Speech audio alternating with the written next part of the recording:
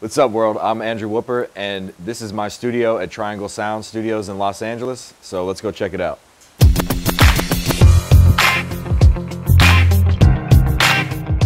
Everybody always likes to get an inside scoop on, what professionals are using and why they're using it, so these are a couple of my racks that I have in here, and starting at the top, this is a Chandler Limited mini mixer. It's basically a summing amp for working inside of Pro Tools or whatever DAW you're using.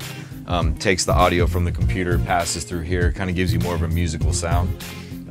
This is my Avalon 2055 stereo Class A EQ. Great top end for vocals, excellent clear sound. This is my Summit DCL 200 tube compressor. Love it on background vocals, love it on guitars, real rich sounding. This is my NTI EQ3. Use it on the stereo bus, amazing top end. This is my SSL G384 stereo compressor off of the master section of the SSL console. This is my SPL Transient Designer, great for shaping kicks and snares and toms and things like that. My Empirical Labs Fatso tape emulator, great saturation for synth basses, bass guitars, anything you want to kind of sound more like tape. Of course, distressors, rock anything you put them through. Basically anything you run them through is going to sound better coming through this box. Great for just about anything. My DBX 120 subharmonic synthesizer generates low harmonics and kick drums and 808s that maybe don't have the sub information that you need. We have a Dimension D. I really don't know what it does, but it does something cool. Couple DBX 160 compressors. Let's switch over to this side now. My TubeTech CL1B, amazing compressor for lead vocals and bass. Mostly I use it on the lead vocal, real rich sounding. My Stay Level, which is a broadcast compressor that was made in the 1950s. Really good for vocals, parallel compressing drums, bass, it's really good for. Of course, the world famous Blue Stripe 1176. Again, great for just about anything you put through it. 2254 stereo Neve compressor, a vintage compressor off of the old Neve consoles. Really thick sounding, really good for bass, acoustic pianos, really love this thing. We have a Pultec EQP1A, amazing top end, amazing low end.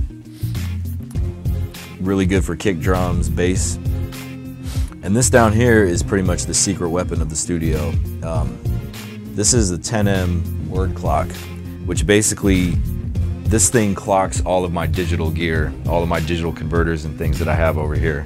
But this basically makes all your digital audio as tight as it possibly can be. A lot of people kind of underrate the difference that a great clock can do for your studio, but it makes all the difference in the world. It's definitely the most important piece of gear that I have in the studio. Let's see, up here, we have API, a lunchbox of API EQs. Very musical sounding EQs, great for shaping drums. An old 2290 digital delay. Don't use it as much now as I used to because I have a bunch of delays with plugins and stuff. But it does something with the delay that really lets it sit in the mix really well. My SPL tube vitalizer creates upper harmonics. It does some sort of multi-band compression thing. Again, it's one of those kind of mystery boxes that I'm not really sure exactly what it does. I just know it sounds really cool. Oh, the king of all reverbs, new school reverbs, the Bricasti M7. Hundreds and hundreds of different reverbs, different plates, different halls, chambers. Amazing sounding, probably the best reverb I've ever heard. Let's see, over here we got an original ATR tape machine. Right now it's got a 1-inch head stack on it, so this thing's capable of printing 1/2 inch, 1 inch, or even 2 inch. It's a 2-track machine, so basically it's a mix down machine. I use it to print mixes too before I send them to mastering, just to kind of give it that old school feel if the record calls for that. Some records do, some records don't. I'll also use it to saturate kick drums and basses, 808s, things that I kind of want to have a really fat, round, low end to them.